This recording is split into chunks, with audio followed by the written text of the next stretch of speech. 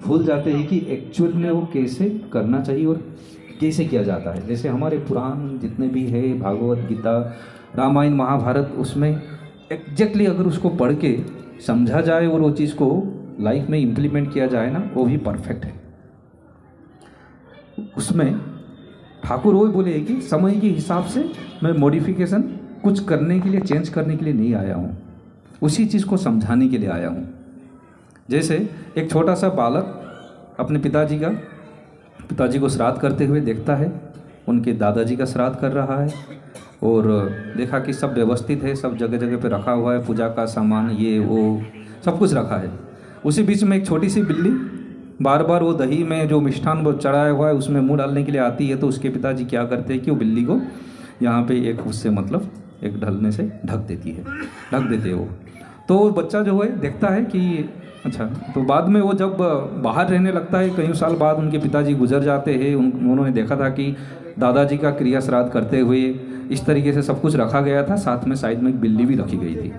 और रहे अब बाहर में रहे, अभी वहाँ बिल्ली का व्यवस्था नहीं था, तो एक मतलब बिल्ली का टॉय लेके उन्होंने भी ऐसा व्यवस्था रखा। तो हमारी जो परंपरा है ऐसे ही कुछ हो गई है। तो मतलब उसमें इतने सारे बदलाव, चेंजेस, इतने सारे मुड़ता बोल सकते हैं आप, चेंजेस समय के हिसाब से वो करते करते करते करते, जैसे एक बात मैं अगर यहाँ दादा को बोलूँ कान में, दादा वो पीछे वाले बच्चे को बोलेंगे, बाद में 4-5 लोगों के बाद में पहुँचते पहुँचते वो चीज़ का मतलब ही चेंज हो जाता है। तो इसे पीढ़ी दर पीढ़ी जो हम लोग मतलब जितने भी करते आ रहे हैं उसमें ऐसी मुड़ता आई है। तो वो जो इस तरीके से मुड़ता आई है उसी को करेक्ट करने के लिए सद्गुरु आते हैं समय समय के आधार पे। बोले कि जब धर्म की ग्लानि होती है तब उस धर्म को बचाने के लिए स्वयं नारायण को आना पड़ता है। तो वही है, ठाकुर अनुकूल चंद्र आके हम लोग को कुछ नया धर्म परिवर्तन, कुछ कन्वर्जन, पुराने परंपरा को छोड़कर नया कुछ करने के लिए नहीं बोले हैं। उन्होंने बोले हैं कि सत्संग का सद दीक्षा लेने के लिए बोले। वो सद दीक्षा क्या होती है? दीक्षा तो आज हर कोई देखे कि हर चौराहे में बाबा है, कोई ना कोई दीक्षा देता है, लेकिन सद दीक्षा ही क्यों? सद दीक्षा क्या है? सद पुरुषोत्तम का दीक्षा क्या है? वो समय के आधार पे, समय के हिसाब से वो आते हैं और उस समय पे जो, जैसे एक समय पे ओम का नाम का प्रभाव था, अभी भी है, जब विश्व ब्रह्मांड रहेगा तब भी रहेगा। लेकिन हमारे जिंदगी में जीवन को बेहतरीन बनाने के लिए जो मंत्र उस समय पे उपयोगी था उस समय पे था, लेकिन आज के समय पे, समय के आधार पे, जैसे अगर हम आज तो हम कबूतर में चिट्ठी नहीं भेजते, हम टेलीग्राम भी नहीं करते, हम पत्र भी नहीं लिखते, खत भी नहीं लिखते। आज तो आप देख रहे हैं किस तरीके से कम्युनिकेशन होता है, पलक झपकते ही आप यहाँ से वहाँ सामने वाले से आप लाइव वार्ता कर सकते हैं। तो हमारे दैनंदिन जीवन में रहन सहन, खान पीन की बात आती है तो आज से पूर्वज हमारे जो थे वो जंगल में रहते थे, अनाज नहीं उगता था, वो हो सकता कुछ फल मूल भी पता नहीं था कि कौन जहरीला है, कोई विषैला है, कोई खाने लायक है। तो वो लोग कुछ भी जानवर के मांसाहारी करते थे। समुंदर के किनारे में रहने वाले लोग, वो लोग समंदर के मच्छी को ही मतलब फल समझ के खाते, क्योंकि और रेगिस्तान में रहने वाले लोग, उनके लिए कुछ ऐसा व्यवस्था नहीं था, जहाँ अनाज का व्यवस्था नहीं था, वही खाते थे। लेकिन समय के हिसाब से आज हम इतना विवर्तन के पथ में आके, जो डार्विन के थ्योरी के हिसाब से विवर्तित होते होते होते होते हम इस स्थिति में आए कि आज हम चंद्रयान तक मतलब चंद्रयान भेजने के लिए सफल है, हम मंगल ग्रह का स्टडी करने के लिए सफल हो गए। तो इस समय पे भी हमारा जो पुराना परंपरा, पुराना संस्कार, पुराना खान पीन, पुराना रहन सहन, पुराना पूजा की पद्धति, पुरानी दिनचर्या, पुरानी वो सारी चीज़ शैली अगर रखेंगे तो कैसे होगा? हमारा जीवन कैसे अच्छा होगा?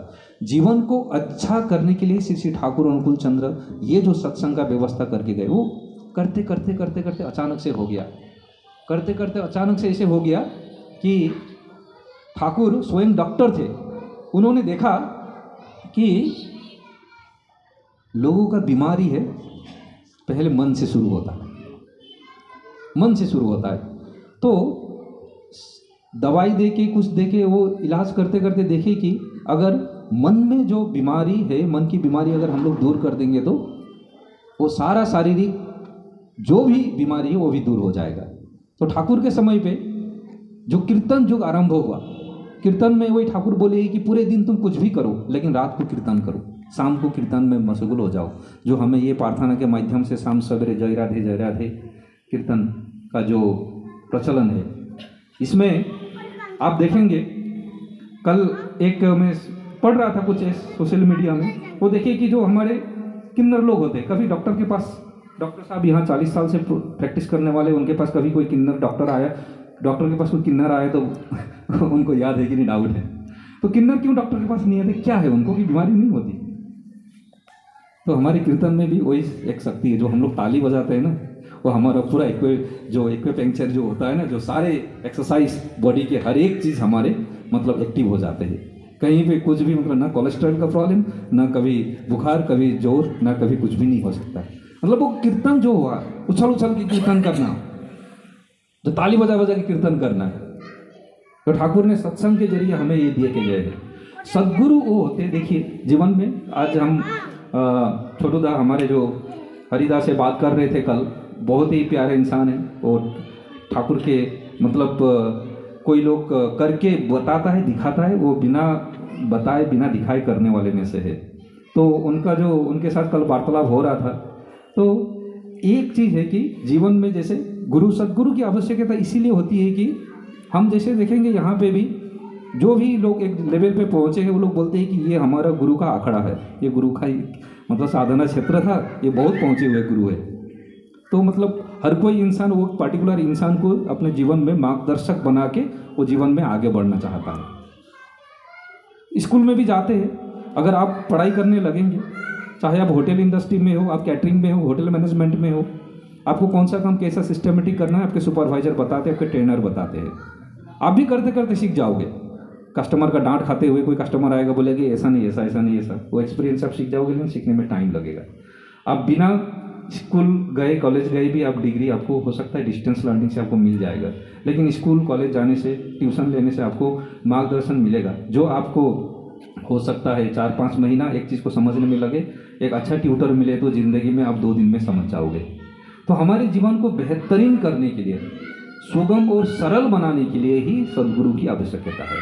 और सद्गुरु वो युग के आधार पे जो आते हैं हमारे जीवन को रियलाइज कराने के लिए कि हम लोग एक्चुअली किस मकसद से इस धरती पे है, हमारा जीवन का मकसद क्या है। आए थे तो नंगे, जाए थे तो जाएंगे भी नंगे, ना कुछ लेके आए थे ना कुछ लेके जाएंगे, सब कुछ इधर ही छोड़ के जाना। लेकिन जब तक जिंदा है तब तक हम अपने जीवन को कैसे सुंदर करके उपभोग कर सके। ठाकुर हर बात पे बोले हैं, जीवन को उपभोग करने की बात बोले हैं। आज वर्तमान आचार्य देव, हम देवघर में जाते हैं, आचार्य देव के संग जब करते हैं, आचार्य देव भी वही जीवन को सुंदर से सुंदर बनाने के लिए बोलते हैं। वो बोलते हैं कि एक छोटा सा आप क्वालिफाइड हो, पोस्ट ग्रेजुएट हो, आपके हाथ में कोई नौकरी चाकरी नहीं है, व्यापार करने के लिए पैसा नहीं है, तो छोटा से छोटा जो भी नौकरी हाथ में लगे आप करते जाइए, करते करते पहला सीढ़ी चढ़ते चढ़ते आप आगे बढ़ जाएंगे। तो जीवन को बेहतरीन करने के लिए जो एकदम सरल भाषा में जो आपको गाइड करते हैं, वो आपकी गाइड है। हमारे जीवन के गाइड श्री श्री ठाकुर अनुकूल चंद्र है। और आचार्य परंपरा के माध्यम से आचार्य देव को जब हम उनका दर्शन प्रणाम करते हैं, कई बार तो हम उधर नाम ध्यान करके नाथ मंडप में बैठते हैं, तो हमारा जीवन में जितने भी मन में गुत्थियाँ होती है, वो गुत्थियाँ वहाँ जाने से मतलब उलझन में रहती है, मन गो इन बिटवीन में रहती है, क्या करूँ क्या नहीं करूँ, ये डिसीजन लूँ नहीं लूँ। वहाँ बैठे बैठे आपको आपका समस्या और भी कोई गुरु भाई का समस्या आपको वहीं पे समाधान मिल जाएगा। तीर्थ वही है बोले है जहाँ पे जाके ग्रंथियों का मोचन होता है। ग्रंथि मतलब आपके जो मन में ऐसे गांठ बंधे हुए बहुत सारे, हस्बैंड वाइफ बच्चे आपस में, मतलब वो जो एक मन मुटाव है, टेंशन है, दोस्त मित्र के बाद परिवार परिजन, अपने ऑफिस के कलीग, व्यवसाय से जुड़े हुए लोग, तो वो मन की जो गुत्थी है कि हम कई बार सोचते हैं कि क्या करें क्या नहीं करें, गो बिटवीन में रहते हैं। लेकिन आप जब सदगुरु के पास जाते हैं, आपको बिल्कुल आप स्पष्ट हो जाते हैं, आपके पास क्लैरिटी आती है, what to do what to not to do. इसीलिए जीवन में जीवंत गुरु की आवश्यकता होती है। गुरु कोई थे मान के चलिए, उनका समाधि है, समाधि में जाके नाम ध्यान करने से, तपस्या करने से, मेडिटेशन करने से, सवेरे सवेरे उठ के कुछ उनको हमें मिल जाएगा, वो अलग बात है, वो शायद मिलता भी होगा। लेकिन जीवंत गुरु से, जैसे हम स्कूल में जाते हैं, कोई x teacher, x retired headmaster का फोटो रख के अगर हम पढ़ना चाहेंगे, वो शायद द्रोणाचार्य का रख के, उन्होंने किसने रखे थे, वो जो महाभारत में हम पढ़ते हैं, एकलव्य, वो अलग बात थी। लेकिन आज हमें तो लाइफ बताने वाला कोई चाहिए ना। तो लाइफ बताने के लिए जो आचार्य देव है वर्तमान, उनका हम लोग संग करेंगे। आचार्य देव का संग करते करते हम लोग जो वर्तमान दीक्षा पत्र का डीपी वर्क का काम जो प्रलय की तरह चल पड़ा है। डीपी वर्क ऐसा है, कल हमारे डॉक्टर कौर दादा ने बहुत अच्छा बात बोले कि वो बात मैं सत्संग जगत में फर्स्ट टाइम सुनने को मिला। डीपी वर्क उसी के साथ रिलेट है। गो मीट सिट इट, जाइए लोगों के पास बैठिए, हाँ मिलिए बैठिए, और कुछ हो सके तो उनको कुछ खिलाइए, कुछ उनके वहाँ से चाय बना के पी के आइए। वर्तमान पूजनीय अविंद दादा भी वही बोले हैं, जाइए आप, हमारे जितने भी गुरु भाई लोग हैं डीपी वर्क के माध्यम से जो लोग पुनर्स्मरण ठाकुर के साथ हुए हैं ना, वो ऐसा है कि आप बिलीव नहीं करेंगे। जैसे मान के चलिए आपका एक बच्चा है, 2 साल पहले मेले में खो गया। वो बच्चा पैदा होते समय आपको इतना खुशी नहीं मिली होगी, 2 साल मेले में खोने के बाद जब आपको मिलता है ना, जो खुशी मिलती है, आप हो सकता है माँ होने के नाते रो रो के आप बिलख जाएंगे कि खुशी के आंसू। बाप आप अगर है तो आप रो रो के बिलख जाएंगे कि 2 साल के बाद मेले में बिछड़ा हुआ मेरा बेटा मिल गया। शायद पहले दिन बेटा जब लिया था, बेटी आई थी, तब इतनी खुशी नहीं हुई थी शायद। तो डीपी वर्क भी ऐसे है, दीक्षा पत्र के माध्यम से जो लोग कभी कहीं पे दीक्षा लिए थे लेकिन वो लोग इष्ट विधि बराबर नहीं भेज पा रहे, सत्संग में नहीं आ पा रहे, देवघर नहीं जा पा रहे हैं, और इष्ट विधि भेजने का उनको वर्तमान जो ऑनलाइन भी भेज सकते हैं उसका उनको इन्फॉर्मेशन नहीं है, उपयोजना केंद्र का जानकारी नहीं है। उन लोगों को अगर हम ठाकुर के साथ दोबारा जोड़ देते हैं तो हमारे बिछड़े मेले में बिछड़े हुए बच्चे जैसे को मिल के हमें खुशी होती है, हम लोग हाहाकार कर उठते हैं, खुशी के मारे उछल उठते हैं। ऐसे ही ठाकुर उनके साथ अगर कोई डीपी वर्क के जरिए अगर आप कोई एक गुरु भाई को दोबारा जोड़ देते, रिकनेक्ट कर देते, तो वो खुशी के मारे मतलब वो भी उछल पड़ते और हमें आशीर्वाद वहीं से मिलता है। तो ये है डीपी वर्क। डीपी वर्क सिर्फ आप और हमें जानने की ज़रूरत है। मालिक दया करके सब व्यवस्था करके रखे हैं। एक जगह पे हम लोग आसाम में डीपी वर्क कर रहे थे, एक बहुत दिन से करीबन 3 साल से वो माँ इष्ट विधि नहीं भेज पा रही थी, और वो जैसे हम लोग पहुँचे, कुछ गुरु भाई, चंद गुरु भाई, 7-8 गुरु भाई लोग, वो माँ मतलब खुशी के मारे रो रही थी। वो आंखों से आंसू उनके रुक ही नहीं रहे थे। बोले कि मैं कई दिन से सोच रही थी कि ये मैं इष्ट विधि कैसे भेजूँ, कैसे भेजूँ, कैसे भेजूँ। ऐसा लगा कि मेरी व्याकुलता ही आप लोग को बुला के लेके आई। मतलब मालिक वहाँ सब रेडी करके रखे हैं। और एक जगह पे गए, एक हमारे मतलब बहुत बुजुर्ग इंसान अंदर मतलब बहुत दिन से पैरालाइज होकर लेटे हुए थे शायद। तो जाते ही हम लोग उस घर पे कीर्तन करने लगे, उछल उछल के कीर्तन करने लगे गुरु भाई लोग सब वहाँ जाके। तो गुरु भाई का घर है, पता है। तो वो लोग नेपाली गोरखा लोग थे, उनकी कुल देवता होती है, वो लोग तो बलि विधान का प्रथा में चलते हैं। तो वो ऐसा करने वाले लोग भी मतलब ठाकुर को लेके चल रहे थे वो।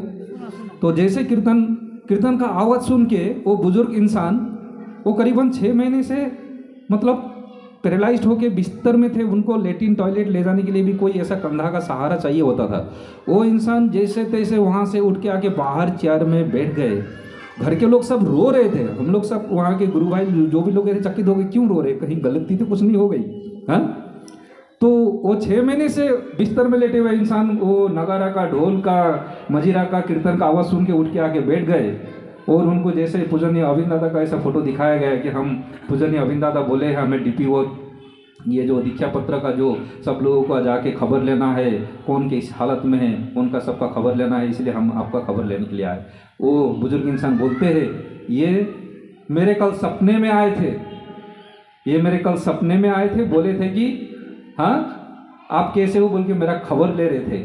वो फोटो गुरु भाई लोगों ने जो ऐसा डिस्प्ले में दिखाया। तो गुरु भाई ठाकुर के जो डीपी वर्क कर रहे वो लोग जाने से 6 महीने से बिस्तर में मतलब पैरालाइज्ड होके पड़ा हुआ इंसान भी उठ के आया। वो है ठाकुर का ताकत। हम लोग बड़े सौभाग्यशाली है। हम लोगों ने, हमारे पूर्वजों ने, हमारे माता पिता ने बहुत अच्छे कर्म किए होंगे, तपस्या किए होंगे, साधना किए होंगे, जिसके बलबूते पे हमें इस जीवन में पुरुषोत्तम का हमें शरण मिला है, सद्दीक्षा मिला है। सद्दीक्षा वो होता है, सद्दीक्षा जैसे ये घर में लाइट है तो अभी सब दिखाई दे रहा है कि कौन कहाँ पे बैठा है, ठाकुर को कहाँ रखे है। सद्दीक्षा का भी ऐसा ही है कि सद्दीक्षा का जो सतमंत्र हमारे अंदर ऋत्विक दादा लोगों के माध्यम से हमारे कान से होते हुए हमारे दिल में जाके बैठ जाता है, वो जो एक शब्द है वो शब्द जोत, एक जोत का काम करता है। हमें एहसास होने लगता है कि क्या गलत है क्या सही है। हम बहुत सेंसिबल हो जाते हैं। कहीं पर देखा जाता है लोग दीक्षा लेने के बाद उनके जीवन में उथल पुथल आता है, इसीलिए उथल पुथल आता है कि वो ही बिकम मोर सेंसिबल। उनको समझ में आता है कि क्या सही है क्या गलत है। पहले तो उनको पता ही नहीं चलता था, वो इतने इनसेंसिबल थे कि कहीं पे जाके कुछ गलत भी करके आते थे उनको पता ही नहीं चलता था, उसका कॉन्सिक्वेंस उनको पता ही नहीं चलता था। लेकिन जैसे मोबाइल अगर चार्ज नहीं है तो डेड पड़ा हुआ है, दीक्षा भी ऐसा है कि एक बार चार्ज हो गया तो उसका नेटवर्क ऑन हो गया तो प्रभु के साथ अगर हम इष्टविधि के जरिए से जुड़ गए तो दीक्षा जब जीवंत रहता है इष्टविधि के माध्यम से इष्टविधि करने लगे, इष्टविधि गुरु के वहाँ पे पहुँचाया तो हम जीवन में हर चीज़ को बारीकी से एनालिसिस कर सकते हैं। क्योंकि क्या गलत है क्या सही है तब हमें पता चलता है, वहीं से शुरुआत होती है। अब फिर उसके बाद सुस्ता नहीं आता है, सदाचार, उसके बाद फिर हम जो हम लोग खुद करते हैं यजन, उसके बाद दूसरों को बताए है याजन, उसके बाद फिर इष्टभीति, स्वस्तानी सदाचार, ये सारे स्टेप बाय स्टेप है। पहला है यहाँ पे कोई ऐसा आडंबर नहीं है, कोई ऐसा स्ट्रिक्ट रेस्ट्रिक्शन नहीं है कि ऐसा ही करना पड़ेगा, आपको इतना बजे उठ के ही करना पड़ेगा। कई बार ये गलत मैसेज आता है कि आपको इतना ऐसा करना पड़ेगा, लोग डर जाते हैं, थोड़ा बैकफुट में आ जाते हैं कि 4, साढ़े 3, 4 बजे उठ के आपको नाम ध्यान प्रभु मुहूर्त, हाँ कर सके तो बहुत अच्छा है। जब जगा तब सवेरा, एक कहावत है, जब आपकी नींद खुलती है आप उठ के प्रभु का स्मरण कीजिए, उनको भाव के साथ उनको उनके शरण में उनके भरण पोषण के लिए थोड़ा बहुत जो भी श्रद्धा भक्ति से आप निवेदन कीजिए उनको। एक गुरु भाई गए, वो बोले कि मैं तो रेगिस्तान में रहता हूँ, राजस्थान में, मैं डिफेंस में हूँ, 6 महीने के लिए कुछ ड्राई फ्रूट्स वगैरह लेके जाता हूँ, तो मतलब मैं तो प्रभु को क्या निवेदन करूँ, वहाँ तो कई बार ऐसी धूल की आंधी चलती है कि मेरा सब कपड़ा वपड़ा भी उड़ा के लेके जाता है, लेकिन मैं इष्टविधि का पैसा भी लेके जाऊँ तो उड़ा के लेके गया तो मैं दूसरे दिन किससे करूँगा। बोले आप उठते आपको क्या दिखाई देता, क्या मिलता, हर जगह पे रेत रेत है रेगिस्तान में। बोले कि एक मुट्ठी रेत लेके आप प्रभु के नाम से इष्टविधि कीजिएगा, एक थैली में रखिएगा, अगली बार जब आप आश्रम आएंगे तो वो रेत की थैली, वो धूल जो भी है फिर वो ला के इधर आप दे दीजिएगा। पैसा क्या दे रहे हैं आप, कितना दे रहे हैं मैटर नहीं है, लेकिन आप किस भाव के साथ दे रहे हैं प्रभु को, वही भाव ग्रहण करते हैं। ठाकुर भावग्राही होते हैं। 2020 में देवघर जब गया था तो कोविड से पहले अचानक से जाना हुआ, मन बहुत परेशान था, तो पूज्यपाद दादा थे आचार्य देव, पूज्यपाद दादा नाथ मंडप में बैठने वाले हैं। संध्या प्रार्थना के बाद इधर थोड़ा कुछ कचौरी वगैरह खा के फिर आके रास्ते में गाना गुनगुनाते हुए आया, दम मारो दम बोल के गाना गुनगुनाते होते आया और बैठा नाथ मंडप में। ऐसे रास्ते में चलती कोई गुनगुनाता है, कोई बाथरूम में गुनगुनाता है। देखिए वो लोग क्या मतलब कितना हर एक इंसान का भी इतना छोटा छोटा चीज़ का ध्यान रखते हैं। वहाँ जाके मैं बैठा नाथ मंडप में, नाम ध्यान दर्शन प्रणाम सबका हो रहा है।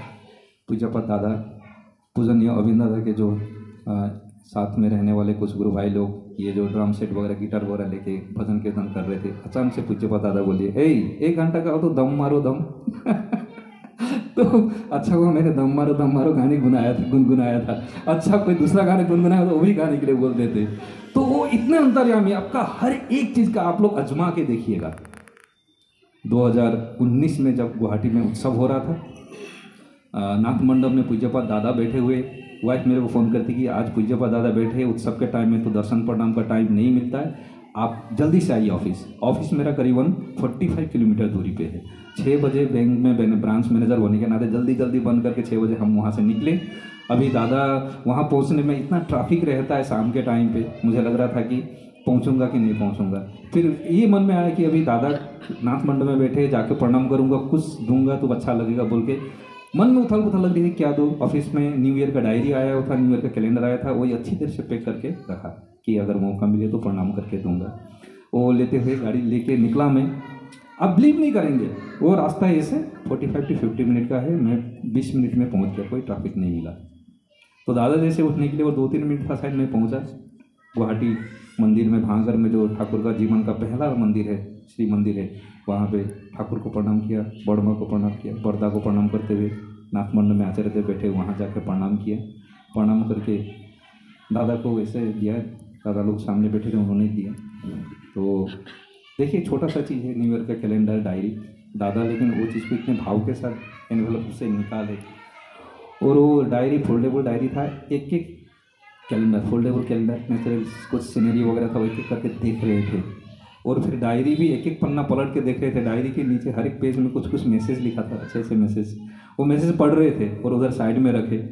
10-5 मिनट के बाद जाने के लिए दादा उठे, जैसे गए फिर 2 कदम पीछे आके बोले कि वो डायरी को दिखा के बोले कि तो वो मैं मतलब इतना वो चीज़ को जब विजुलाइज करता हूँ, सोचता हूँ, मेरे आंखों के सामने मतलब ऐसे वो चीज़ जल जल पटपट होते आता है कि वो इतना हर एक का मतलब छोटी छोटी भाव का, छोटे छोटे चीज़ का ध्यान रखते हैं कि वो उनके लिए कोई बड़ी चीज़ नहीं है। लेकिन हम लोग जैसे जो तुच्छ प्राणी है उनके लिए छोटा सा ही प्रभु कुछ ले लेते तो हम लोग के लिए बहुत बड़ी चीज़ होती है। चलिए इस शुभ अवसर पे आप लोग का सबका सर्वांगीण मंगल, इष्टमुखी जीवन के लिए दयाल के चरण में प्रार्थना करता हूँ।